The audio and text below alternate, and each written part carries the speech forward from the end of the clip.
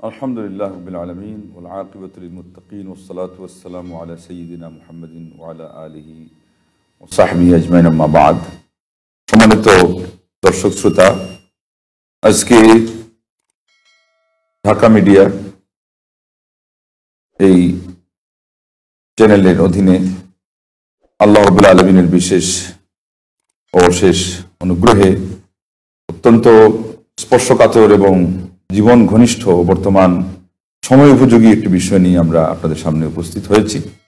আমরা সর্বপ্রথম আল্লাহ রাব্বুল আলামিনের বারগাহে লাখো শুকরিয়া জ্ঞাপন করছি যে আল্লাহ পাক আমাদেরকে এখানে এসে উপস্থিত হওয়ার তৌফিক দান করেছেন।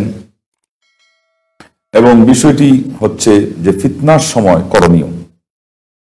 অত্যন্ত আমাদের বর্তমান প্রেক্ষাপট অনুযায়ী আমরা বলবো যে খুবই চাক্ষুষ এবং আমাদের নিত্য প্রয়োজনীয় নীতি, যেহেতু এখন আমাদের সাথে ফিতনা লেগেই আছে। সেই জন্য আমরা ওই দিকে যাচ্ছি না। ভূমিকায় কি করণীয়, ওই সময় আমাদের ঈমান রক্ষার ব্যবস্থা কি, আল্লাহ নবী সাল্লাল্লাহু আলাইহি ওয়াসাল্লাম আমাদেরকে কিভাবে উপদেশ দিয়েছেন বা কোরআন কারীমে এই ব্যাপার কি এসেছে, আমরা মূলত সেটা নিয়ে আলোচনা করবো। ওমা তৌফিকি ইল্লা বিল্লাহ আলাইহি তাওয়াক্কালতু ওয়া ইলাইহি উনীব। তো সর্বপ্রথম আমরা বলবো যে ফিতনা মানেই হচ্ছে বিপর্যয় এবং ফাসাদ, দাঙ্গা হাঙ্গামা, ঝগড়া বিবাদ, বিশৃঙ্খলা, অশান্তি এবং বিভিন্ন ধরনের দুর্যোগ। সব দিক থেকে আমরা যদি বিচার করি তাহলে সর্ববিধ ফিতনায় কিন্তু আমরা অক্টোপাসের মতো ঘিরে রাখা একটা সময় আমরা আজকে পার করছি। এই সময় ঈমান বাঁচানোর আমরা সর্বপ্রথম যে কথাটা বলবো সেটা হলো নিজেদের আল্লাহ রাব্বুল আলামিনের সাথে আমাদের সম্পর্ক সুদৃঢ় এবং সুন্দর করা, ঈমান আকীদা বিশুদ্ধ করার পাশাপাশি আল্লাহ রাব্বুল আলামিনের প্রতি প্রত্যাবর্তন করা, আল্লাহর শরণাপন্ন হওয়া, আল্লাহর কাছেই সাহায্য কামনা করা। কারণ আল্লাহ নিজে বলেছেন, আউযু বিল্লাহি মিনাশ শাইতানির রাজীম, ওয়া মান ইয়াতাসিম বিল্লাহ ফাকাদ হুদিয়া ইলা সিরাতিম মুস্তাকিম।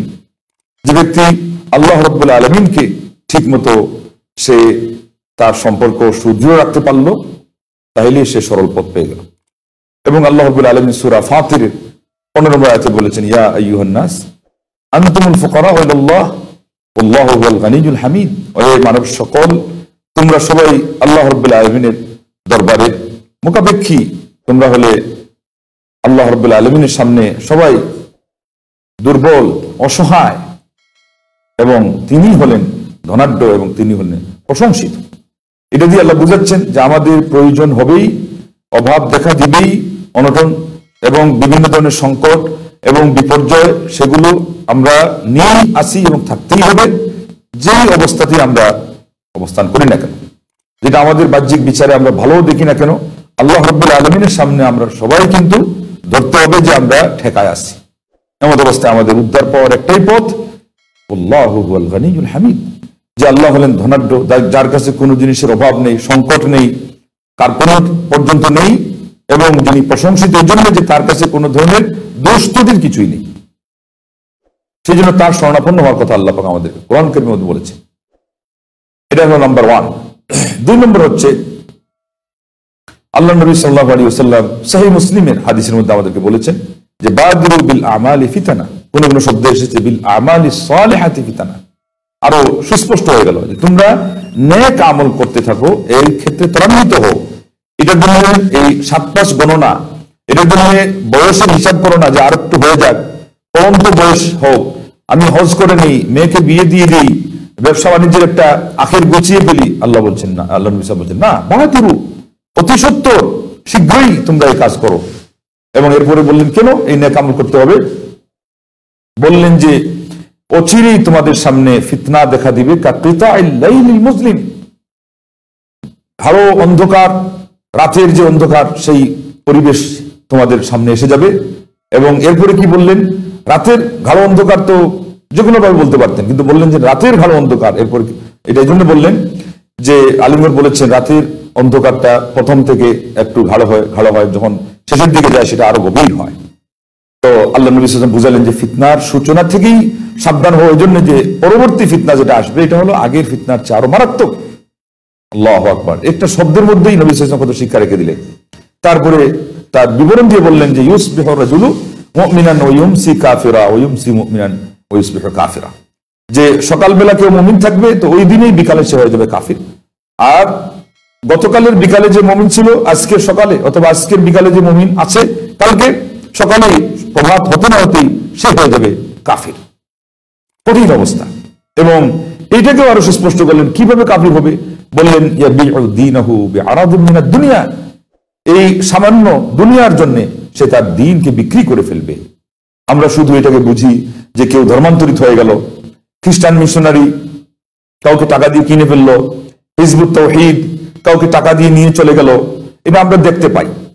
কিন্তু কাদিয়ানি কাউকে প্রলোভন দেখিয়ে গাড়ি বাড়ি ব্যাংক ব্যালেন্স নারী ইত্যাদি এগুলো প্রলোভন দেখিয়ে নিয়ে নিল, এটা তো চাক্ষুষ আমরা দেখতে পাই।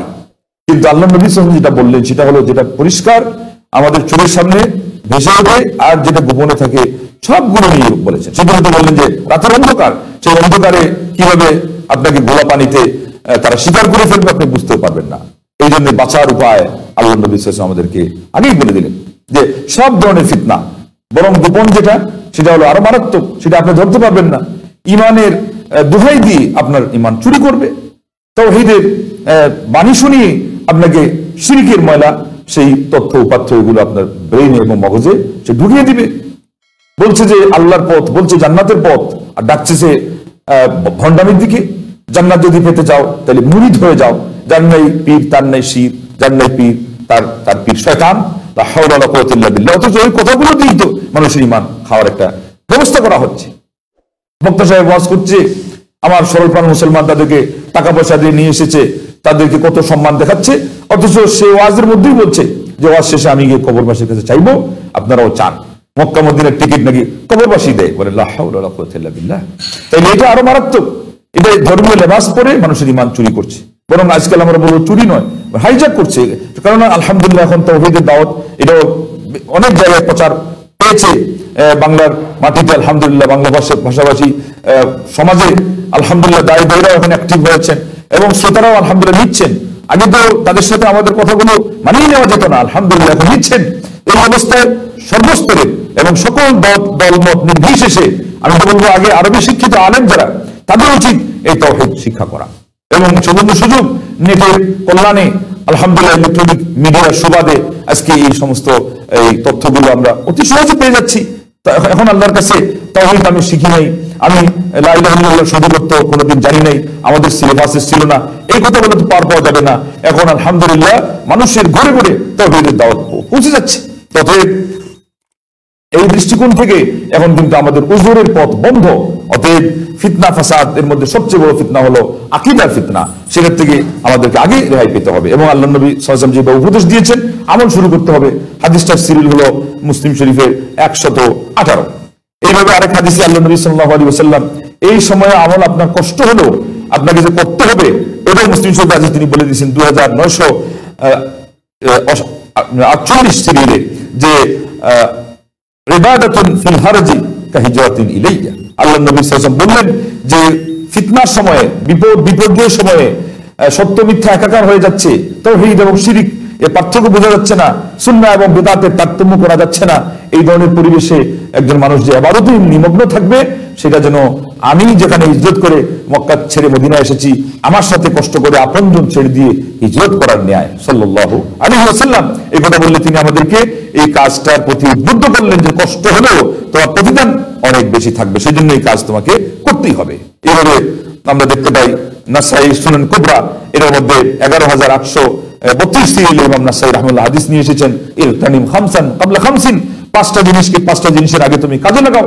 তার মধ্যে একটা বলেছেন তোমার জীবনকে মরণের আগে, তোমার সুস্থতাকে অসুস্থতার আগে, তোমার যৌবনকে বার্ধক্যের আগে, তোমার এই ধনাঢ্যতাকে অভাব অনটনের আগে, আর তোমার অবসর সময়কে তোমার ব্যস্ততার আগে।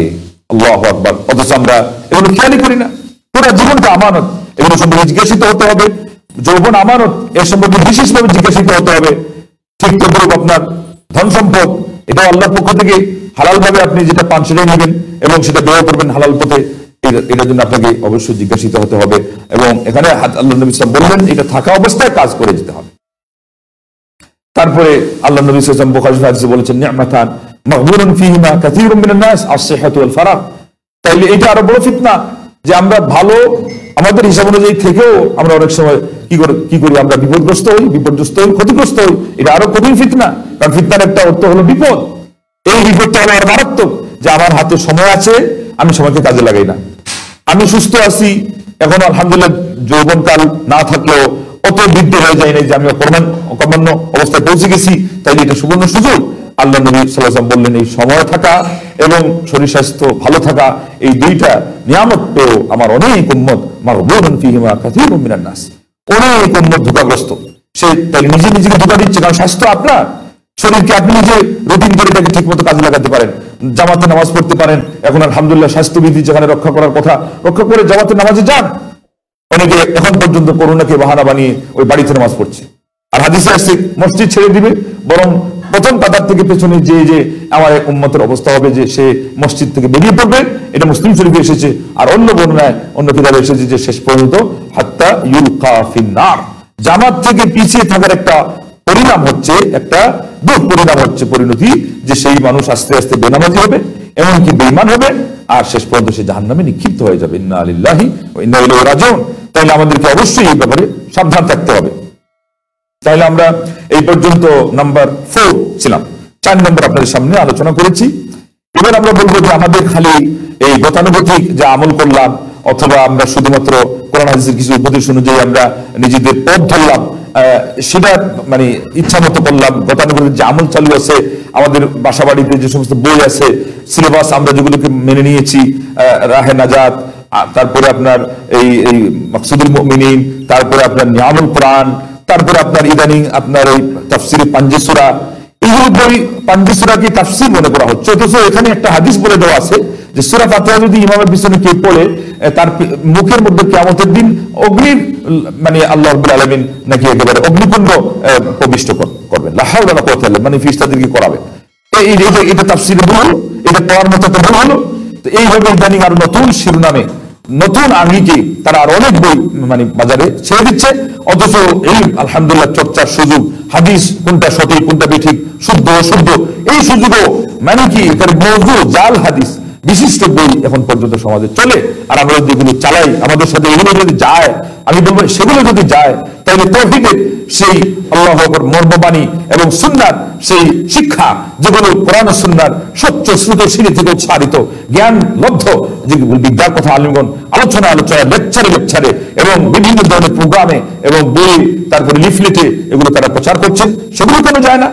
সেগুলো তো আপনার আসল সম্পদ, সেগুলো তো আপনার আসল তথ্য উপাত্য, এগুলোর মাধ্যমে তো আপনি আল্লাহকে পাবেন নিশ্চিত ভাবে, এগুলোর মাধ্যমে সিরাতুল মুস্তাকিম ধরা হবে আপনার জন্য নিশ্চিত। অতএব সেগুলো করতে হবে। সেই জন্য আমরা নাম্বার 5 গিয়ে বলবো যে আল্লাহ নবী সাল্লাল্লাহু আলাইহি ওয়াসাল্লাম বলেছেন, তারাকতু ফীকুম আমরাইন, আমি তোমাদের মাঝে হে আমার উম্মত দুটো জিনিস রেখে গেলাম, লান তাদুল্লু মা তামাসসাকতুম বিমা কিতাবুল্লাহি ওয়া সুন্নতি। মুয়াত্তা মালিকে আসছে ও সুন্নাত রাসূলি, মুয়াত্তা মালিকের দ্বিতীয় খণ্ডের 899 সিরিয়ালে হাদিসটা এসেছে। আল্লাহ নবী সাল্লাল্লাহু আলাইহি ওয়াসাল্লাম বলেছেন যে ফিতনা ফাসাদ হোক এবং বিভিন্ন ধরনের সেই বিপর্যয় আসুক, ধর্মীয় ক্ষেত্রে তোমাদের কঠিন পরীক্ষা, তোমাদের অমানিসা যদি তোমাদের ভাগ্যাকাশে ছেয়ে যায়, এবং বিভিন্ন ধরনের গুমরাহি, ধর্মের নামে অধর্ম প্রচারের একেবারে ধ্বজাধারণা সমাজে এসে মানুষকে তারা জগদ্দল পাথরে নিয়ে তাদের মাথার উপর চেড়ে বসে অক্টোপাসে নিয়ে তাদেরকে ঘিরে রাখে। তারপরে আমি তোমাদেরকে দুটি জিনিস দিয়ে গেলাম উপহার হিসাবে, এই দুটি জিনিস যদি তোমরা বজ্রমুষ্টিতে শক্ত হস্তে আঁকড়ে ধরতে পারো, পাকড়ে রাখতে পারো, তাহলে পশ্চিমকালে তোমরা গুমরাহ হবে না। লান তাদুল্লু মা তামাসসাকতুম বিহিমা। আল্লাহু আকবার। সেই দুটি জিনিস হলো, সেই দুটি হাতিয়ার হলো, সেই দুটি আমাদের উৎস হলো আল্লাহর কিতাব কোরআন কারীম এবং আল্লাহর নবী সাল্লাল্লাহু আলাইহি ওয়াসাল্লামের সুন্নাহ। এবং ইমাম মালিক রাহিমাহুল্লাহ এটাকে হাদিসের পরিভাষায় বালাগ বলা হয়।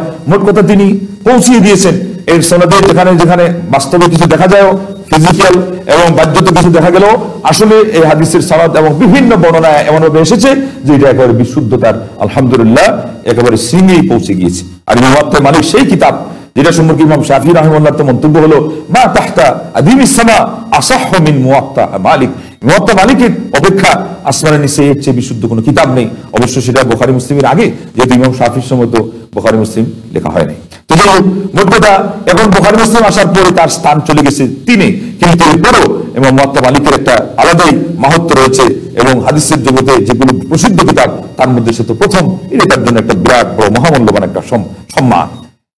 নম্বর 6, হুযায়ফা ইবনে ইয়ামান রাদিয়াল্লাহু তাআলা আনহু থেকে এসেছে, তিনি বলতেন যে মানুষ আল্লাহ নবী সাল্লাল্লাহু আলাইহি ওয়াসাল্লামকে কল্যাণ সম্পর্কে জিজ্ঞেস করতো, ভালো কাজ কোনটি, কিভাবে করলে আমি ভালো থাকতে পারবো, কিভাবে পড়লে আমি নামাজ পড়লে, ইবাদত করলে আমার ভালো পরিণাম আসবে।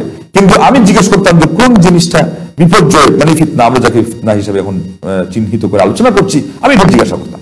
তখন আল্লাহ নবী সাল্লাল্লাহু আলাইহি ওয়াসাল্লাম আমাকে সেটা বলতেন, যাতে করে এই ফিতনা আমি না পড়ি। তো আমি একদিন জিজ্ঞাসা করলাম যে আল্লাহ নবী সাল্লাল্লাহু আলাইহি ওয়াসাল্লাম, আমরা জাহিলি যুগে ছিলাম, ইন্না কুন্না ফি জাহিলিয়াতিন ওয়া শাররিন, জাহিলি যুগে আমরা ছিলাম এবং খুবই খারাপ অবস্থায় ছিলাম। ফাজাআনাল্লাহু বিহাদাল খাইরি, আল্লাহ পাক আমাদেরকে এই কল্যাণকর ধর্ম এটা নিয়ে আসলেন আপনার মাধ্যমে। ফাল বা'দা হাদাল খাইরি মিন শাররিন, আল্লাহ নবী সাল্লাল্লাহু আলাইহি ওয়াসাল্লাম, এই কল্যাণের পরে কি কোনো অকল্যাণ আছে? এই হেদায়েতের পরে কি কোনো গুমরাহি আছে? এই স্বচ্ছ, এই সুন্দর যে আদর্শ এবং ঢলঢলায়মান, এরপরে কি কোনো ঝাপসা, এরপরে কি আবসা, এরপরে কি কোনো আপনার সেই বিপর্যয় আছে? আল্লাহ নবী সাল্লাল্লাহু আলাইহি ওয়াসাল্লাম বলেন যে হ্যাঁ আছে। কিন্তু বাদা যালিকা শাররুন মিন খাইর, তবে হ্যাঁ বুঝলাম বিপর্যয় আছে, তো এরপরে কি ভালো আছে কিনা? আল্লাহ নবী সাল্লাল্লাহু আলাইহি ওয়াসাল্লাম বলেন হ্যাঁ এরপরে ভালো আছে ঠিকই, ফিহি দাখানুন, তবে তার সাথে একটা ধোঁয়া আছে। তো আমি বললাম ওমা দাখানু, আল্লাহ নবী সাল্লাল্লাহু আলাইহি ওয়াসাল্লাম কল্যাণের সাথে আবার ধোঁয়া, তার মানে একটা মিশ্রণ আছে, চাঁদের কলঙ্ক আমরা যাকে বলি, যে স্বচ্ছ জিনিসের মধ্যে আবার একটা স্পট আছে। তখন তিনি জিজ্ঞেস করলেন আল্লাহ নবী সাল্লাল্লাহু আলাইহি ওয়াসাল্লাম সেটা কি? তখন আল্লাহ নবী সাল্লাল্লাহু আলাইহি ওয়াসাল্লাম বললেন কওমুন ইয়াহদুনা বিগাইরি হাদি তারিফু মিনহুম ওয়া তুনকিরু। হুযায়ফা, মানুষ তো ভালো দেখা যাবে ভালো, কিন্তু এর মধ্যে যে কালো লুকিয়ে থাকবে সেটা কি হবে? আল্লাহ নবী সাল্লাল্লাহু আলাইহি ওয়াসাল্লাম বললেন যে তারা হেদায়েতের কথা বলবে, হেদায়েতের উপরে তারা থাকার সেই আপনার পরিচয় এবং এর একটা ধারণা কনসেপ্ট মানুষকে দিবে এবং মানুষকে বুঝাবে, কিন্তু বিগাইরি হাদি, আমি নবী মুহাম্মদ রাসূলুল্লাহর হেদায়েত এবং আমার আদর্শ ভিন্ন, অন্য আদর্শের ভিত্তিতে তারা হেদায়েত নেবে, অন্যকে হেদায়েত দেবে। তো এটা কি লাভ হলো? এটা তো মিশ্রণ হয়ে গেল না? তার মানে বিদআত, তার মানে কুসংস্কার হতে পারে, সেটা শিরক পর্যন্ত পৌঁছাবে, এবং আমরা আজকে সেই কালেই তো আছি। তখনই তিনি বললেন আল্লাহ নবী সাল্লাল্লাহু আলাইহি ওয়াসাল্লাম, এবং বললেন তাদের কিছু কাজ তুমি চিনবে, কিছু চিনবেই না। মানে আল্লাহ নবীর সাহাবী হুযায়ফা কোন জিনিসকে তিনি স্বীকৃতি দেওয়ার মতো পাবেন, মানে এটা ভালো, এটা দলিল ভিত্তিক, আর কিছু কিছু কাজ তারা করে ফেলবে, এটা হলো দলিল নির্ভর নয়, সেটা হলো ইসলামের বহির্গত। তারপরে আমি বললাম ফাহাল বাদা যালিকাল খাইরি মিন শাররিন, তবে কি এই কল্যাণের পরে কি আরো, এটা তো মোটামুটি মিশ্রিত হলেও তো কল্যাণ আছে, অকল্যাণ কি আছে নাকি? তিনি বললেন যে নাম, হ্যাঁ সেটা আরো মারাত্মক, তাহলে আরো নিরঙ্কুশ অকল্যাণ আছে।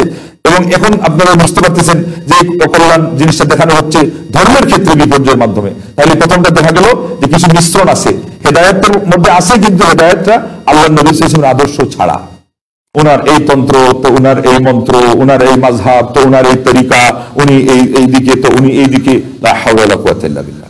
শেষ পর্যন্ত আপনারা শুনতে পেয়েছেন যে সিরাতুল মুস্তাকিমের ব্যাখ্যাও একজন বর্ষিয়ান আমাদের সমাজে প্রসিদ্ধ বক্তা বলে দিলেন যে 3 চাকার গাড়ির ব্যাখ্যা হলো যে আপনার রাত্রিবেলা জামাত, আর আপনার কওমি দাওবন্দি লাইনের কওমি মাদ্রাসা, আর হলো আপনার এই আপনার খানকা, লা হাওলা ওয়ালা কুওয়াতা ইল্লা বিল্লাহ, খানকা।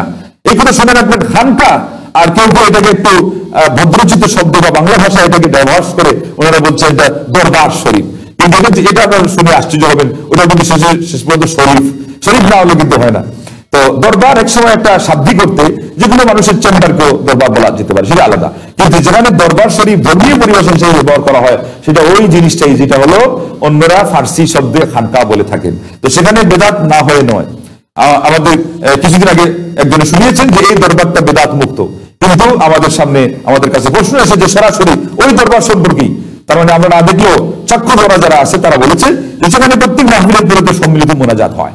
আপনারা নেটে দেখে অত্যন্ত মানে দুঃখ পেয়েছেন যে কিভাবে প্রবীণ আলেমদের মধ্যে এখন পর্যন্ত এই সম্মিলিত মোনাজাতের প্রবণতা এত জগদ্দল পাথরের নিয়ে গেঁথে আছে যে তারা সেটা নিয়ে রীতিমতো জানে যে সারা পৃথিবী দেখছে স্যাটেলাইটের মাধ্যমে, তারপরে ঝগড়া করছে, আলোচকদের হেরাস করছে, এরপরে আমি মানে মোনাজাত এটার পক্ষে আমাকে থাকতে হবে, এরপরে বাহাসের কথা বলে বাহাসে আসছে না। তার মানে কি বোঝা গেল? বরং এখন পর্যন্ত চলছে, এবং আমরা এটা প্রমাণ পেয়ে গেলাম যে জিনিসটা বেদাত, এতে কোনো সন্দেহ নেই। অতএব সেটা দরবারে হোক, আর মসজিদে হোক, আর ওয়াজ মাহফিলে হোক, সেই আপনার যে কোনো প্রাঙ্গণে হোক, আর আপনার মিম্বরে হোক, মেহরাবে হোক, বেদাত তো বেদাতই।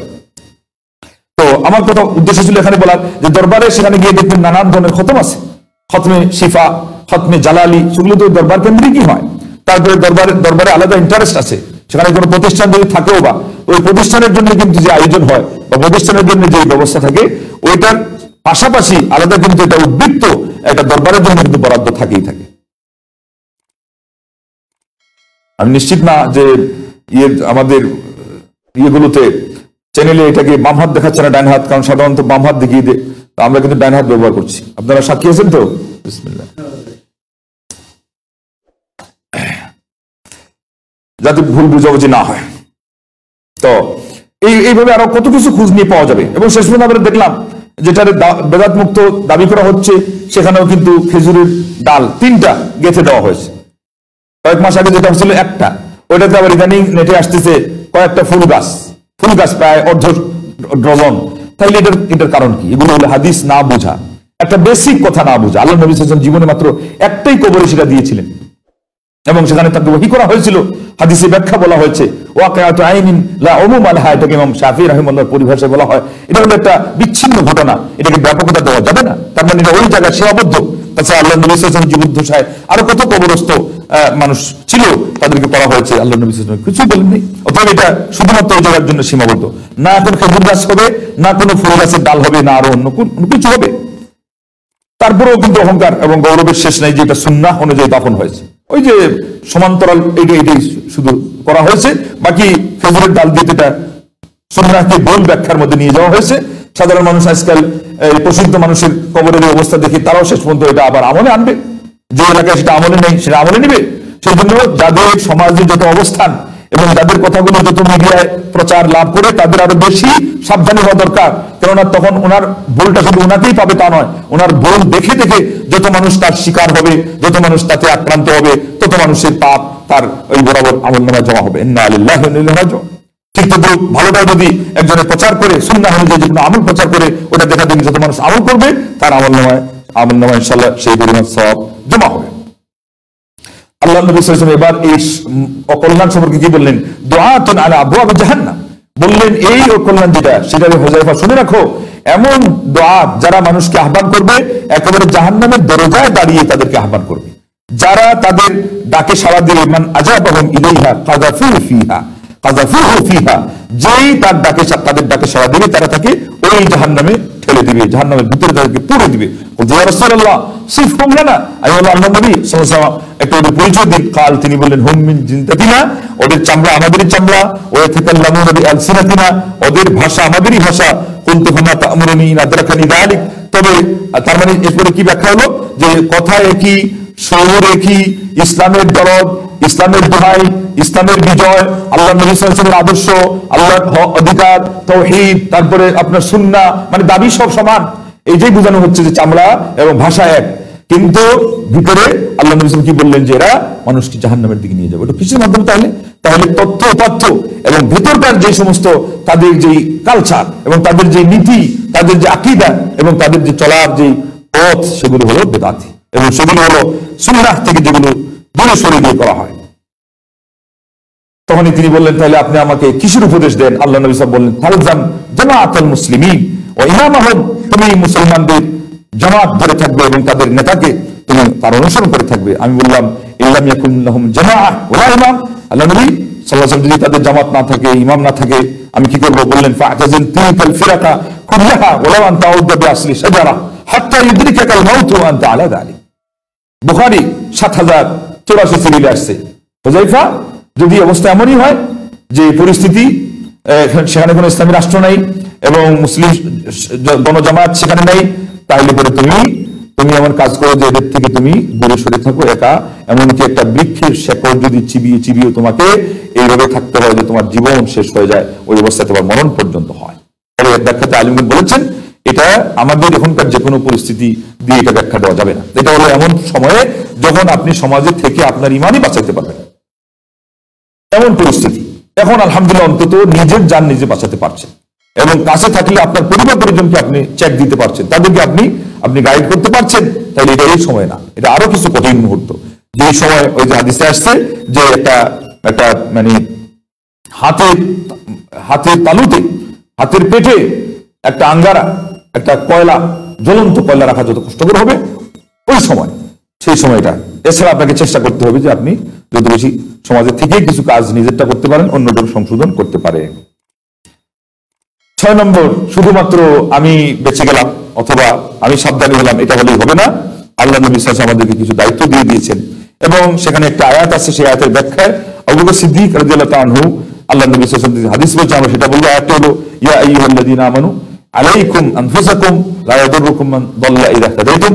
ও মুমিন সম্প্রদায়, তোমরা তোমাদের নিজেদের জান নিয়ে থাকো, মানে নিজেদের জীবন এর প্রতি তোমরা টেক কেয়ার অবস্থায় থাকো, এবং যদি অন্যরা পথভ্রষ্ট হয়ে যায়, পথভ্রান্ত হয়ে যায়, এটা তোমাদের কোনো ক্ষতি করবে না, তোমাদের ক্ষতি সাধন করবে না। এটা একটা ভুল ব্যাখ্যা আছে, সেটা হলো সাধ্যগত যদি আমরা নেই, সাধ্যগত হচ্ছে যে চাচা আপন জান বাঁচা। আল্লাহ পাক নিজেই বলছেন তোমরা নিজেদেরকে নিজে নিয়ে থাকো, নিজেদেরকে নিয়ে বাঁচো, এবং অন্যরা যদি পথভ্রষ্ট হয় তোমাদেরকে সেটা পাবে না। কিন্তু এই ব্যাখ্যা হলো, এই ব্যাখ্যা জানতে হবে, এক আয়াতের ব্যাখ্যা আরেক আয়াত করবে অথবা হাদিস করবে। আবু বকর সিদ্দিক রাদিয়াল্লাহু তাআলা বলেন, সামি'তু রাসূলুল্লাহ সাল্লাল্লাহু আলাইহি ওয়াসাল্লাম, আমি আল্লাহ রাসূল সাল্লাল্লাহু আলাইহি ওয়াসাল্লামকে শুনেছি, ইয়াকুল, তিনি বলেছেন, ইন্নান নাসা ইযা রাআউ আয-যালিম ফালাম ইয়াখুযু আলা ইয়াদিহি ইউশিকু আন ইয়াউমাহুমুল্লাহু মিনহু বিইকাব। মানুষ যখন দেখবে যে তাদের সমাজে অন্যায় অপকর্ম হচ্ছে, জালিমকে দেখবে জুলুম করছে, এমন অবস্থায় তারা ওই জুলুম থেকে তাকে বারণ করবে না, তাকে তারা ঠেকাবে না, তাকে তারা নিষেধ করবে না। এমন অবস্থায় মানে খুবই আশঙ্কা করা যায়, বরং তিনি বলছেন আমি আশঙ্কা করছি যে আল্লাহ রাব্বুল আলামিন তাদের সবাইকে শাস্তি দিয়ে একেবারে ধ্বংস করে দেবে।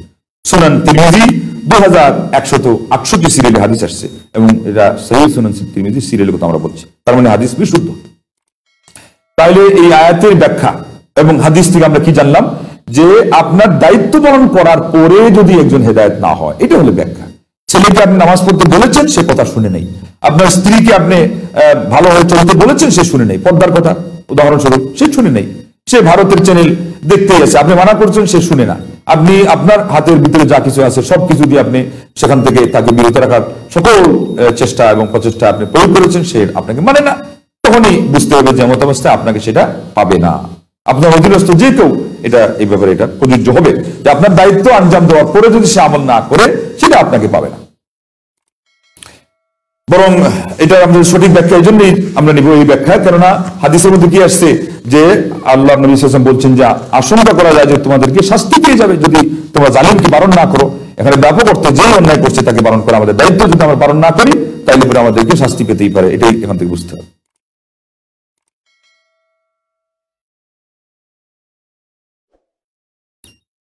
তারপরের সিরিয়াল আপনারা খেয়াল রাখবেন, সিরিয়াল হয়তো ভুল হতে পারে, 7 বা 8 হবে। আল্লাহ নবী সাল্লাল্লাহু আলাইহি ওয়াসাল্লাম বলেছেন, এখানে আমরা যেটা পাচ্ছি যে সায়াকুনু আলাইকুম আইম্মাতুন তারিফুনা ওয়া তুনকিরুন। আগে তো বলেছিলেন যে ধর্মীয় ক্ষেত্রে কিছু মানুষ এবং অন্যায় অপকর্ম সমাজের যে কোনো শ্রেণীর মানুষের পক্ষ থেকে। এখন বলতেছেন যে ব্যাপকভাবে একেবারে নেতা, এখানে সাধারণত নেতা উদ্দেশ্য রাজনৈতিক ক্ষেত্রে নেতাদেরকে বোঝানো হচ্ছে, এমন কিছু নেতা তোমাদের উপর চাপিয়ে দেওয়া হবে যাদের কিছু কাজ ন্যায় দেখবে, কিছু কাজ তোমরা অন্যায় দেখবে। কারণ আনকারা ফাকাদ বারিআ, তবে যে সেখানে বাধা প্রদান করলো, নিষেধাজ্ঞা জারি বা তার নিষেধাজ্ঞা বা প্রতিবাদ করলো, আমরা বলবো ফাকাদ বারিআ, সে মুক্ত হয়ে গেল, দায় মুক্ত হয়ে গেল। ওমান কারিহা ফাকাদ সালিম, এমনকি যে অপছন্দ করলো অন্যায় কাজগুলোকে, সেও নিরাপদ থেকে গেল। ওয়ালাকিন মান রাদিয়া ওয়া তাবা, কিন্তু যে ব্যক্তি অন্যায় অপকর্ম দেখে, ইনি রাষ্ট্রনায়ক, ইনি প্রধানমন্ত্রী, তাইলে উনি এই সিদ্ধান্ত নিয়েছেন, অতএব আমি রাজি, ওটা আরেক ওকালতি করতেছে। আল্লাহ কাবা ঘর নাকি একটা ভাস্কর্য, লা হাওলা ওয়ালা কুওয়াতা ইল্লা বিল্লাহ, যাতে করে প্রধানমন্ত্রী খুশি থাকেন, যাতে করে দেশের আরেক কয়েক কোটি টাকা নষ্ট হয়ে যায়, যাতে করে শেখ মুজিব ইনার সম্মানের নামে বরং অপমান হয়। ভাস্কর্য কি সম্মান নাকি? ভাস্কর্য অপমান।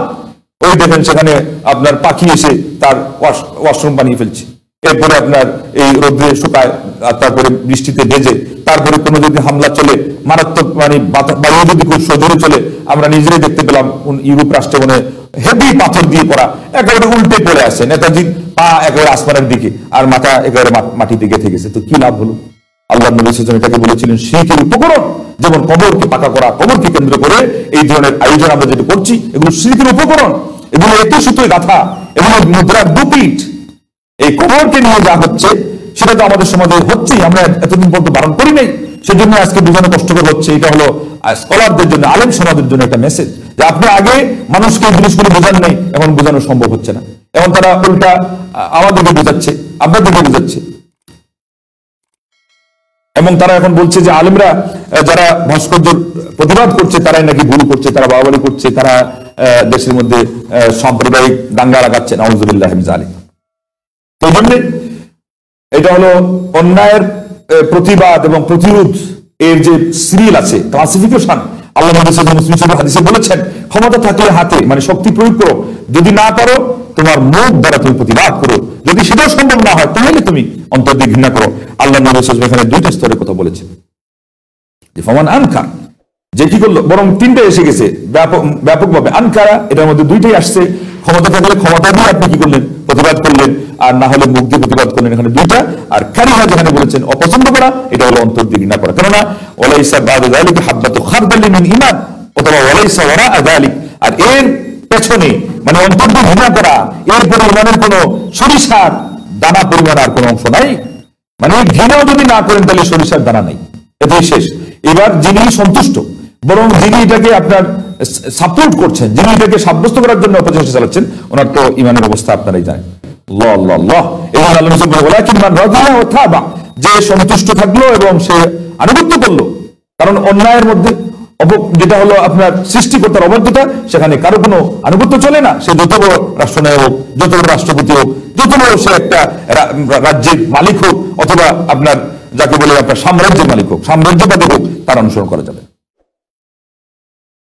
কিন্তু সেটা মনে রাখতে হবে, প্রতিবাদ কিভাবে হবে? সাহাবী বললেন, ইয়া রাসূলুল্লাহ আফালা নুকাতিলহুম, তাহলে কি তাদের সাথে আমরা যুদ্ধ করব না? আল্লাহ নবী সাল্লাল্লাহু আলাইহি ওয়াসাল্লাম বলেন, লা, তবে না, যুদ্ধ হবে না, মা সাল্লাউ, যতক্ষণ পর্যন্ত তারা নামাজ পড়তে থাকবে ততক্ষণ পর্যন্ত তুমি তাদের বিরুদ্ধে অস্ত্র ধারণ করতে পারবে না, মানে বিদ্রোহ ঘোষণা করা চলবে না। সহিহ তিরমিজি 2265 সিরিয়ালে হাদিস এসেছে। ইমাম নবী রাহিমাহুল্লাহ বলেছেন যে এটা আগের যে কথাগুলো এর ব্যাখ্যা হচ্ছে, লা ইয়াজুজুল খুরুজু আলাল খুলাফা বিমুজাররাদি যুলমি আও আল ফিসকি মা লাম ইউগাইয়িরু শাইআন মিন কাওয়াইদিল ইসলাম। ইমাম নবী রাহিমাহুল্লাহ বলছেন যে কোন রাষ্ট্রনায়কের বিরুদ্ধে বিদ্রোহ ঘোষণা করা, অস্ত্র ধারণ করে তাকে গদি থেকে হটিয়ে মানে গদি দখল করার যে প্রক্রিয়া, সেটা হাতে নেওয়া যাবে না তো যতক্ষণ পর্যন্ত তারা ইসলামের একেবারে মৌলিক পিলারগুলোকে পরিবর্তন করে না দিবে। এবং জুলুম এবং ফিস্ক, যেটা পাপাচার, এগুলোর মাধ্যমে এটা করা ঠিক হবে না। এবং ওই আগের হাদিসে আপনারা শুনেছেন যে ইমানের একটা চিহ্ন হলো, নিদর্শন হলো সালাহ। তো এই সালাহ পড়া পর্যন্ত আল্লাহ নবী সাল্লাল্লাহু আলাইহি ওয়াসাল্লাম বলছেন যে তাদের বিরুদ্ধে অস্ত্র ধারণ করা যাবে না।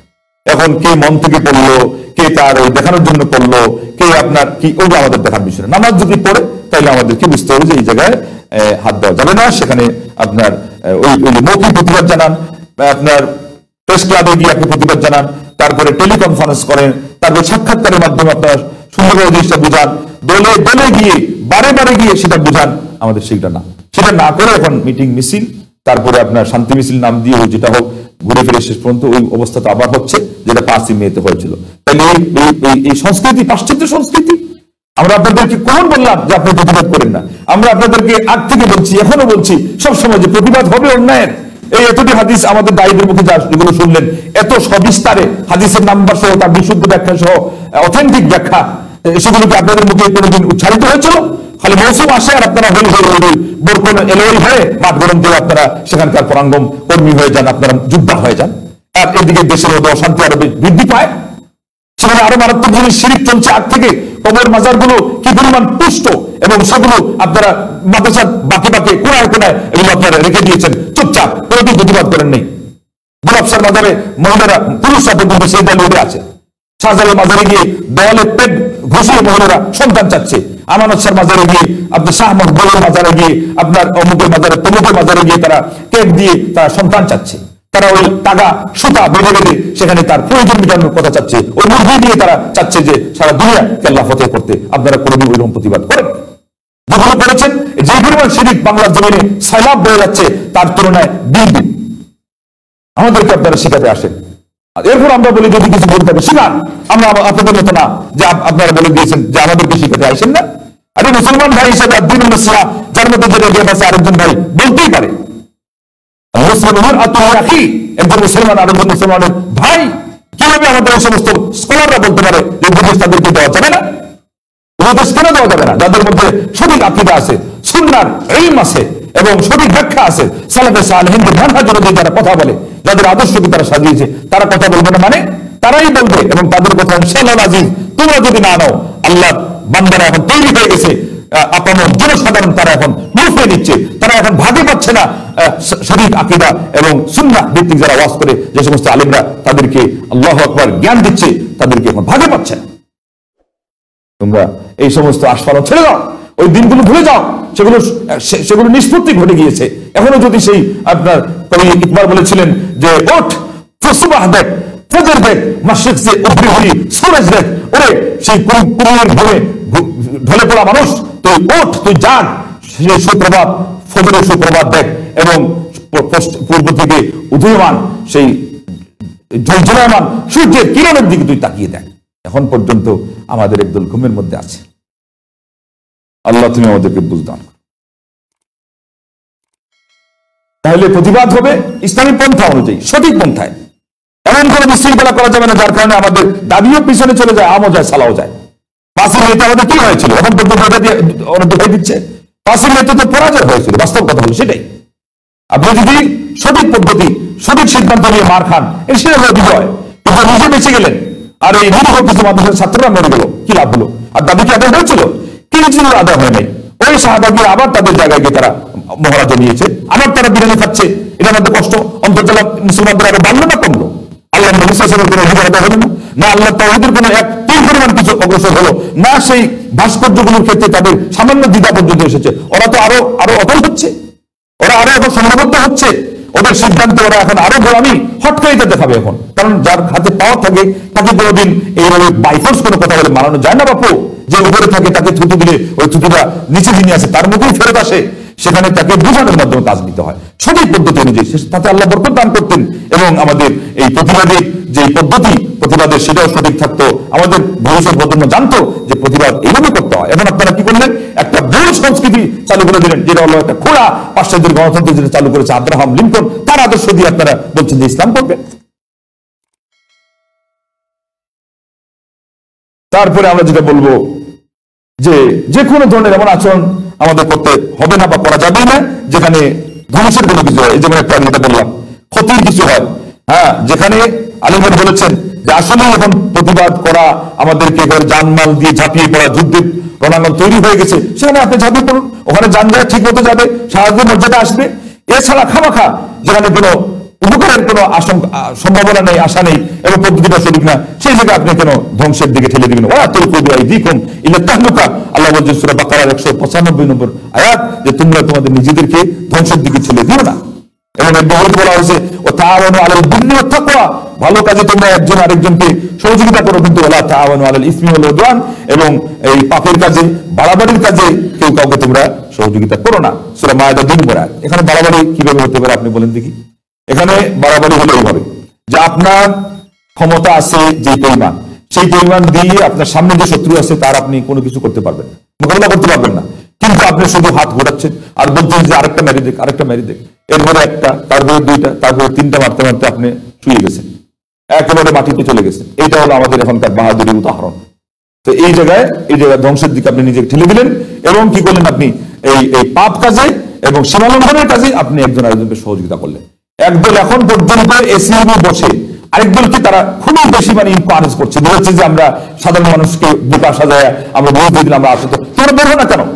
তোমরা তো সব কিছুর আগে তোমরা বলেছো যে একক দল যে অন্যায় প্রতিবাদে এবং সরকারের এই সমস্ত দুর্নীতির বিরুদ্ধে কথা বলার ক্ষেত্রে, তখন এই মঞ্চে বসে আর মিম্বরে বসে আর সেই এসির নিচে বসে তোমরা না অন্যদেরকে বলো যে এরা এসির বক্তা।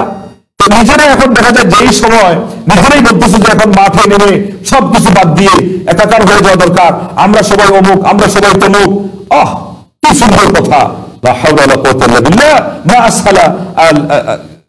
জ্ঞানীরা বলেছিলেন যে মা মুতাফাররিজিন, যারা স্টেডিয়ামের লাইনে লাইনে বসে খেলা দেখে তাদের কাছে খেলাটা কতই না সহজ, কিন্তু যে খেলে তার কাছে খেলাটা কঠিন।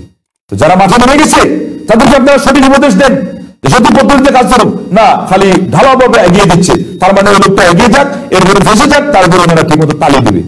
এদেরকে এখন পর্যন্ত জনগণ চিনে নাই। এরা না ইসলামের বন্ধু না মুসলমানদের বন্ধু, এরা যে কার বন্ধু এটা এখন পর্যন্ত সাধারণ মুসলমানরা জানেই না। এরা নিরুদ্দেশের বন্ধু, সোজা কথা, সহজে আমরা একটা বেরিয়ে বলতে পারি, কারণ এদের ইসলামের কোনো সঠিক ব্যাখ্যা নাই। ইসলামের মধ্যে যে রাজনীতি, যে পদ্ধতি, এটা জানেই না, এটা নিয়েছে পাশ্চাত্য থেকে। সেই জন্য আসুন, কারো কোনো কথায় নয়, কারো কোনো আস্ফালনে নয়, কারো কোনো অন্তঃশাসন্য এই স্পৃহা দেখেও নয়, আপনারা দেখবেন ইসলাম, ইসলাম সে তো পরশমণি, তারে কে পেয়েছে খুঁজি, পরশে যাহার খাঁটি হলো যারা, তারাই মোরা, তাদেরই মোরা চিনি বুঝি, তাদেরই মোরা বুঝি, তার নাম হলো সালেফে সালেহীন। সাহাবারা জান দিয়েছেন, ওই জান দেওয়ার পরিবেশ আসলে আমরা দিব সবার আগে জান দিয়ে দিই, दी उसी की थी, हक तो ये है कि हक अदा ना हुआ, हम तो जीते हैं कि तेरा नाम रहे, साकी रहे या ना रहे, জাম रहे। আরে আমাদের জীবন দেওয়ার জন্য আমরা প্রস্তুত আছি, কিন্তু জায়গা মতো দিতে হবে তো।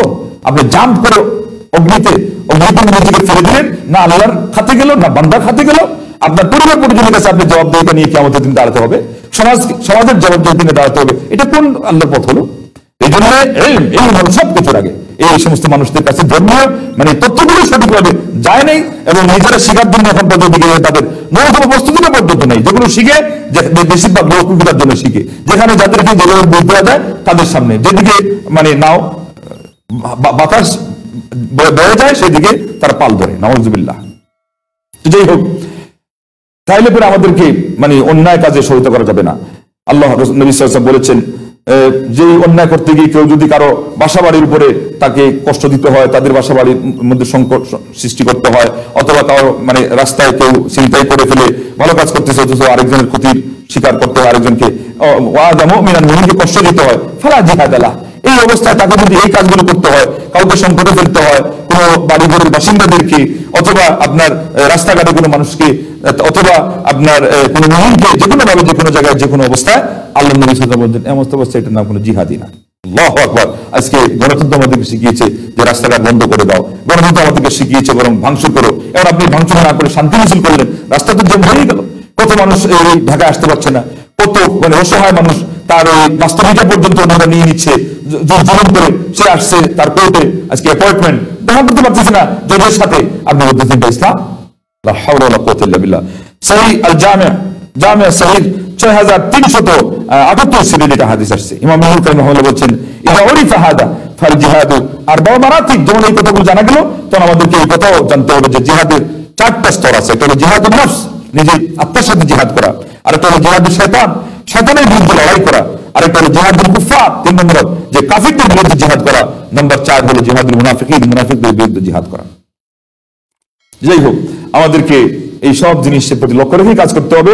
মনে নম্বর 10-এর দিকে চলে গেল যে আল্লাহ নবী সাল্লাল্লাহু আলাইহি ওয়াসাল্লাম বলেছেন, তার মানে এটা হলো একটা ইমার্জেন্সি অবস্থা। যখন দেখা গেল আমি ন্যায়ের আদেশ, অন্যায়ের বাধা প্রদান এবং নিজের আমলগুলো করে থাকতে পারছি না, সমাজের পরিবেশ নাই, তাইলে আমাদের অবস্থায় নবী সাল্লাল্লাহু আলাইহি ওয়াসাল্লাম বলছেন, ইউশিকু আন ইয়াকুনা খায়রা মালিল মুসলিমি গানামুন ইয়াত্তাবিউ বিহা শাগাফাল জিবাল ওয়া মাওয়াকিআল কতর ইয়াফিরু বিদিনিহি মিনাল ফিতান। আল্লাহ নবী সাল্লাল্লাহু আলাইহি ওয়াসাল্লাম বলছেন, অচিরেই এমন দিন আসতে পারে মুসলিম ব্যক্তির জন্য, তার উত্তম হবে তার ছাগলের পাল নিয়ে সে ওই পাহাড়ের চূড়ায় গিয়ে বসবাস করবে, এবং সেই উপত্যকার গভীরে যেখানে বৃষ্টি সেই ফোঁটাগুলো পড়ে, তার মানে জনবিরল এলাকায়, মানুষের যেখানে আবাস নেই, এদের থেকে আলাদা হওয়া, তার দিন নিয়ে সে পালিয়ে যাবে, সেখানে তার ছাগল পালবে এবং সেখানে সে ইবাদত করবে। ফিতনা নিয়ে তার দিনকে বাঁচানোর জন্য, ফিতনার অবস্থায় দিন নিয়ে সে বাঁচার জন্য কাজ করবে।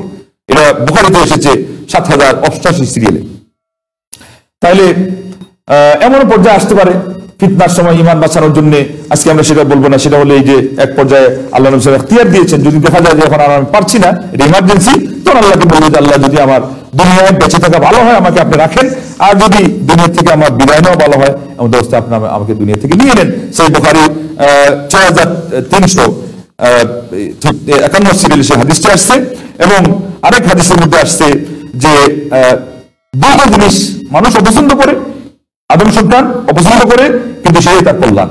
এক নম্বর হলো ইয়াকরাহুল মাউতা ওয়াল মাউতু খায়রুল লাহু মিনাল ফিতনা। সে মরণকে অপছন্দ করে, অথচ কোনো কোনো সময় তার মরণ কি ফিতনার থেকে মরণটা ভালো। তার মানে এই ফিতনার অবস্থায়, ফিতনা যখন এমন পর্যায়ে পৌঁছে গিয়েছে যে আপনি নিজের ঈমান নিয়ে বাঁচতে পারছেন না, এই অবস্থায় এই হাদিসটা আপনাকে আমল করতে পারেন আপনি। সেটা হলো সহিহ জামের 139 সিরিয়ালে এই হাদিসটা আসছে। আমরা ডজন পুরোপুরি আশা করা যায় শেষ করে দিব। এখন একটা উপদেশের বাণী আমরা বলবো। আমরা আয়াত শুনলাম, অনেকটা হাদিস শুনলাম, সব মিলিয়ে প্রায় ডজন খানিক, যদি নাও হয় তাহলে এটার মাধ্যমে পুরো হবে।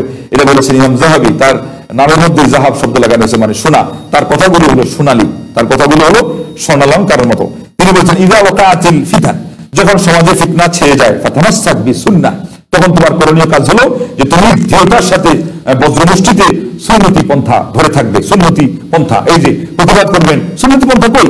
সালাফে সালেহিনরা হাতে ধরে রাসূলুল্লাহকে গোপনে গিয়ে একা একা উপদেশ দিয়েছেন। ইমাম শাফিঈ রাহিমাহুল্লাহ বলেছেন যে তোমাকে মানুষের সামনে গোপনে উপদেশ দিল, ফাকাত নাসাহাক ওমান নাসাহাকা আমামান আন-নাস ফাকাত ফাদাহাক, মানুষের সামনে যে উপদেশ দিল সে তোমাকে অপমান করলো। আজকে আমাদের মানুষের সামনে সেই প্রচার না চালাইলে আমাদের, মানে আমি যে প্রতিবাদী, আমি যে একজন বিরাট বড় একটা হিরো, এটা প্রকাশ হয় না। তাইলে কাজ আমলনামা সব আমাদের তলা ছিদ্র হয়ে পড়ে যাচ্ছে ওই রিয়াকার মাধ্যমে আর ওই যে ভুল পন্থায়। এই জন্য তামাসসাক বিসুন্নাহ, এবং সর্বপ্রথম উপদেশ দিলেন যে সুন্নতি পন্থা ধরে থাকবে। ওয়ালজামিস সামত, বরং বললেন যে ফিতনার সময় কথা কম বলা। বলছেন যে চুপ থাকাকে তুমি তোমার নিত্য সঙ্গী বানিয়ে নেবে। তার মানে কি? কথা বললে প্রয়োজনীয় কথা বলবে, যেটা নিয়মতান্ত্রিক কথা, যার কথা বলার দরকার, যে বললে সুবিধা হবে, যে কেউ বলবে না, যত বলবে না, যেন কোনো প্রকারে বলবে না। ওয়ালজামিস সামতা, চুপ থাকাকে তুমি তোমার নিত্য সঙ্গী বানিয়ে নাও। ওয়ালা তাখুদ ফীমা লা ইয়ানি, তোমার যে জিনিস নিয়ে কোনো ব্যস্ততা নেই, তোমার যেখানে বলার কোনো অর্থ নাই, কোনো কাজও নেই, এটা নিয়ে ব্যস্ত হবে না। কথার কথা যারা দায়িত্বশীল, তাদের কাছের লোকজন এমন লোক আছে না যাদেরকে কথাগুলো বললে ওরা বুঝবে এবং অন্যদিকে ওনাকে বোঝানোর চেষ্টা করবে? আমরা সেটাই করি না। তাহলে পরে আমি এখানে মাঠে ফাঁকাফুঁকি করে দিয়ে কি লাভ হচ্ছে? তো এই জন্য বলছেন যে যেটার তোমার কোনো অর্থ নাই, যেখানে তোমার কাজের কোনো ফায়দা নাই, উপকারিতা নাই, এই কাজে তুমি নিজেকে কি করো না, নিমগ্ন করো না।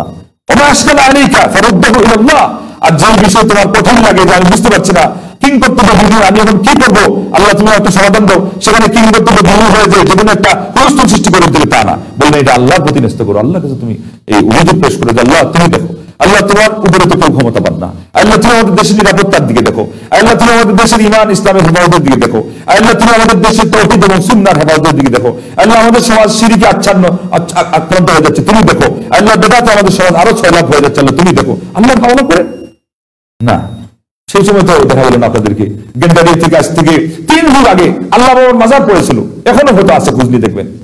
3 যুগ আগে গেন্ডারিয়াতে আল্লাহ বাবার মাজার আর গোলাপ শাহ মাজারের কথা তো আমরা বললামই, সেখানে মানুষ সেজদায় পড়ে আছে, সেগুলোর ক্ষেত্রে এত ব্যবস্থা নাই। তো এইটার তুলনায় এটা কি খুব মারাত্মক হয়ে গেল? এটা তো চাক্ষুষ এখনো শুরু হয় নাই মহড়া, ওখানে তো সেজদা দিচ্ছে, কিন্তু ওটাকে ফাঁক বানিয়ে গ্যাপ বানিয়ে ছিদ্র বানিয়ে বলা যাবে যে ভাস্কর্য এটা কোনো মূর্তি না, না ওটার যেটাই উদ্দেশ্য সেটা মূর্তির কাজ করে। এই জন্য এটা নিষেধ, আপনাকে নিষেধাজ্ঞা জারি করতে হবে, কিন্তু নিরাপদ পন্থায় এবং সঠিক পন্থায়। ইলাল্লাহি ওয়া রাসূলিহি, বললেন আল্লাহর দিকে ন্যস্ত করো, সাহায্য কামনা আল্লাহর দিকে করো, এবং রাসূল সাল্লাল্লাহু আলাইহি ওয়াসাল্লাম মানে কি, রাসূল সাল্লাল্লাহু আলাইহি ওয়াসাল্লামের সুন্নাহ থেকে যেই সমাধান আসছে সেটার প্রতি তুমি ন্যস্ত করো, সুন্নাহ থেকে যেই দিক নির্দেশনা পাওয়া যায় ওই অনুযায়ী কাজ করো। ওয়াকিফ, এবং তুমি থেমে যাও, তার মানে বিশৃঙ্খলা সৃষ্টি করার পরিবর্তে থেমে যাও, বলো ওকুল, আর বলো আল্লাহু আ'লাম, আল্লাহই বেশি জানেন। আচ্ছা, প্রথম কথা এসে গেল আল্লাহু আ'লাম, যে মানে আল্লাহই বেশি জানেন, শাব্দিক অর্থ হলো এটাই। নামাজে আমরা বলি মুয়াজ্জিন আযানে বলেন আল্লাহু আকবার, এর অর্থ কি? শাব্দিক অর্থ হলো অপেক্ষাকৃত বড়। তো অপেক্ষাকৃত বড় বললে এটা কিন্তু বোঝানোর শর্ত না যে সেখানে আরেকজন কেউ আছে, এটা বলাই যায়, এটা হলো পরিভাষা হিসাবে। কিন্তু এর মধ্যে এই কথা তো অবশ্যই আছে যে আল্লাহ ওয়ালিনল সবার চেয়ে বড়, কিন্তু এর অর্থ অপেক্ষাকৃত বড় বলা যাবে না, এটা ভুল। কারণ আল্লাহ নিজেই তো আকবার বলতে বলেছেন। আল্লাহু আকবার নামাজ আমরা বলছি, আল্লাহু আ'লাম আলিমরা কিতাবের কোনায় কোনায় পড়তে বলেছেন আল্লাহু আ'লাম, আল্লাহ ভালো জানেন। এক দল এসে বলতেছে একটা ব্যাখ্যাল আচ্ছা বলতেছে যে আল্লাহ সর্বশক্তিমান, এটা নাকি বলা যাবে না। কেন? এটা বলা যায় যে আরো কিছু আছে, আর এর চেয়ে বেশি শক্তিশালী। আল্লাহ হলেন একচ্ছত্র শক্তির অধিকারী। এখানে বলে শিরিকের সে গন্ধ পাচ্ছে, শিরিক শিখেছে এতদিন, লা হাওলা ওয়ালা কুওয়াতা ইল্লা বিল্লাহ। শিরিকের সংজ্ঞা জানা নাই, তাওহীদের কোনো খবর নাই, সুন্নাহর কোনো আগ্রহ নাই, সুন্নাহকে কিরিশ দিয়ে কাটা ছাড়া তার কোনো পেশা নাই, এবং কোরআনকে অস্বীকার করা ছাড়া তার কোনো দায়িত্ব নাই। আর শেষ পর্যন্ত সাধারণ মানুষকে ধোঁকা দিয়ে সে হয়ে গেছে ফেমাস, এবং সে আপনার এখন পুরস্কৃত হচ্ছে, নিন্দিত হওয়ার পরিবর্তে নন্দিত হচ্ছে। এই হলো আমাদের সমাজ। এদিকে আল্লাহ সাহায্য করবেন। লা হাওলা ওয়ালা কুওয়াতা ইল্লা বিল্লাহ। ইন্না লিল্লাহি ওয়া ইন্না ইলাইহি রাজিউন। আর রাব্বুল মুতাফাররিকুনা খায়র, ইউসুফ আলাইহিস সালাম নিজেই বললেন যে একাধিক দেবতা রব ভালো নাকি না, আমি আল্লাহুল ওয়াহিদুল কাহার, আল্লাহ ভালো। তো একাধিক দেবতার সাথে যে আল্লাহকে কম্পেয়ার করে এখানে উল্লেখ করা হলো, তাতে ইউসুফ আলাইহিস সালাম ওইগুলোকে মেনে নিলেন। লা হাওলা ওয়ালা কুওয়াতা ইল্লা বিল্লাহ। আজব মূর্খতা একটা খেলতামশা চলছে বাংলার জমিনে।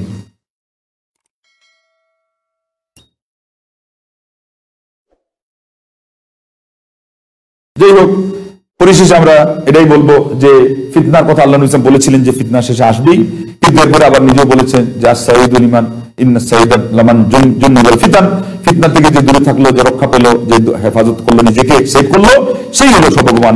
তিনবার আল্লাহ নবী সাল্লাল্লাহু আলাইহি ওয়াসাল্লাম বলেছেন। এবং শেষে আরেকটা হাদিস বলে দেব যে আল্লাহ নবী সাল্লাল্লাহু আলাইহি ওয়াসাল্লাম এটাও বলেছেন যে আলাইকুম বিসুন্নতি ওয়া সুন্নাতিল খুলাফাইর রাশিদিন আল মাহদিয়িন মিন বাদি, আমার পরে যারা বেঁচে থাকবে ফাসায়রা ইখতিলাফান কাসীরা, এই মতানৈক্যের একটা বিরাট বড় ফিতনা। এই কোন দিকে যাবে? লোকজন বলে না যে আলিমদের নানা মতে, আলিমগণ নানা মতে, আমরা যাবো কোন পথে? আপনাদের পথ কোরআন সুন্নাহ সুস্পষ্ট বলে দেওয়া আছে।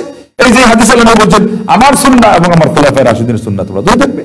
সুনান তিরমিজি ও বিভিন্ন সুনানে কিতাবে আসছে বিশুদ্ধ সনদে, এবং বলেছেন আদু আলাইহা বিন নওয়াজিজি, তোমরা তোমাদের একেবারে সেই যে দাঁত শক্ত করে ধারণ করে, ওই দাঁত দিয়ে তোমরা এটাকে, মানে মাড়ির দাঁত দিয়ে তোমরা এটাকে শক্ত করে ধারণ করো, যাতে করে কেউ যদি টানও দেয় তাহলে দাঁত সহ যদি যায় যাবে, আর দাঁত থাকলে তোমাদের এই আমার আদর্শ সুন্নাহ এবং খুলাফায়ে রাশিদিনের সুন্নাহ থাকবে। আমাদের বলে তোয়াক্কা নেই। খুলাফায়ে রাশিদিনের সুন্নাহ বহুদিন আগে ছেড়ে দেওয়া হয়েছে, আল্লাহ নবী সাল্লাল্লাহু আলাইহি ওয়াসাল্লামের সুন্নতি তরিকাকে পেছনে ফেলে দেওয়া হয়েছে, অন্যদের বিধর্মীদের পন্থাকে মাথার উপরে এনে চাপিয়ে দেওয়া হয়েছে। আর এরপরে আমরা আল্লাহর কাছে সাহায্য চাই, লজ্জা লাগে না? সাহায্য তো হবে আসলে কোশ্চেন কালেও না, আমাদেরকে ফিরে যেতে হবে আল্লাহর দিকে এবং আল্লাহ নবী সাল্লাল্লাহু আলাইহি ওয়াসাল্লামের আদর্শের দিকে। এবং শেষ কথা হলো, উপদেশিরা জ্ঞানীগণ বলেছেন যে কোরআন কারিমের মধ্যে এমন একটা কথা আসছে যেটা অভিযোগের কথা, যে মা সামিনা বিহাদা ফি আবাইনাল আউয়ালিন, এটা দিয়ে আমাদেরকে উপদেশ দেওয়া হচ্ছে আমাদের সন্তানদেরকে যেন এই কথা বলতে না হয় আর আমাদেরকে শুনতে না হয় যে পরবর্তীতে তারা ফিতনা ফাসাদে ডুবে থাকবে। আমরা তাদেরকে সতর্ক করি নাই, তাদেরকে ওয়াকিফাল করি নাই, সাবধান করি নাই। তারপরে বলবে আমরা তো এটা আমাদের বাপ দাদাদের যুগ থেকে এই কথার কোনো নাম গন্ধ পর্যন্ত শুনি নাই। শেষ পর্যন্ত বাপ দাদার কাছ থেকে না শোনাটা তাদের একটা দলিল হচ্ছে। এই দলিল তাদের জন্য দুটো কাজ দিবে না, আর তাদের জন্য কাজ যতটুকু দেখ না দেখ, আমাদের জন্য এটা হলো একটা আঘাত, আমাদের জন্য একটা চপেটাঘাত, আমাদের জন্য একটা ধিক্কার, আমাদের জন্য এটা হলো তিরস্কার, আমাদের জন্য দোষারোপ, আমাদের জন্য আল্লাহর পক্ষ থেকে এটা হলো একটা নিন্দাবাদ যে আমরা এমন পূর্বসূরি হচ্ছি যে পূর্বসূরিরা আমাদের পরবর্তীদের জন্য আমরা স্বচ্ছ পরিষ্কার কোনো আদর্শ, কোনো আমাদের সেই চলার পথ আমাদের পরবর্তী জেনারেশনদের জন্য আমরা রেখে যাচ্ছি না। সেজন্য আসুন সুন্নাহ এবং বিশদ ব্যাখ্যা আমরা সুন্নাতে পেলেও কোরআনেও তার মূল কথাগুলো আমরা পেয়েছি, সালফে সালেহদের বাণী থেকে আমরা পেয়েছি। আর অনেক কথা ছিল, সাহাবায়ে কেরাম কিভাবে তারা ফিতনার সময় ধৈর্য ধারণ করেছেন। ওসমান রাদিয়াল্লাহু তাআলার মতো সাহাবী, বুখারী শরীফে হাদিস আসছে, দেখছেন যে উম্মতে মুসলিমা ক্ষতি হবে, এখন তার জীবন যায় যাক। শেষ পর্যন্ত তার জীবনকে তিনি বাজি রেখে বললেন যে তারপরে আমার নবী সাল্লাল্লাহু আলাইহি ওয়াসাল্লামের উম্মতের ক্ষতি না হোক, তাদের মধ্যে এর চেয়ে আর মারাত্মক কোনো হত্যাযোগ্য অপরাধ না হোক, তিনি নিজে বরণ করে নিলেন হত্যাকে পর্যন্ত। এটা হলো আল্লাহ নবী সাল্লাল্লাহু আলাইহি ওয়াসাল্লামের আদর্শ। আর আমাদের হলো সবকিছু ইসলামের জন্য করতে চাই কিন্তু নিজের জানটা বাঁচিয়ে। এটা মাঝে মধ্যে একটা মানে হুজুগ আসে, তখন আমরা অনেক কিছু বলে দিই, কিন্তু কার্যত আমরা সেগুলো করতে পারি না। তো যাই হোক, আরো কিছু ছিল, আজকের এই পর্যন্ত বলেই শেষ করছি। আল্লাহ পাক আমাদের সবাইকে এই কথাগুলো বুঝে জবান করে আমল করার তৌফিক দান করুন। আমাদের দাওয়া অবলম্বনের পাশাপাশি আল্লাহর কাছে যেন আমরা দোয়া করতে থাকি, এমনকি বিপদ আপদের সময় দান খয়রাত, এগুলো কিন্তু আল্লাহর রাগের অগ্নিকে নিভিয়ে দেয় এবং বিপদ আপদকে প্রতিহত করে। হাদিসে এটাও আসছে যে আপনার মৃত্যুটাও যদি দেখা যায় যে কোনো সময় অপমৃত্যু হওয়ার কথা ছিল, দান খয়রাতের কারণে আল্লাহ পাক আপনাকে শুভ মৃত্যু দান করবেন। আল্লাহ যেন আমাদের এই কথাগুলোর উপরে আমল করার তৌফিক দান করেন। আমিন। ওয়া আখিরু দাওয়ানা আনিল হামদুলিল্লাহি রাব্বিল আলামিন। আসসালামু আলাইকুম ওয়া রাহমাতুল্লাহি ওয়া বারাকাতুহু।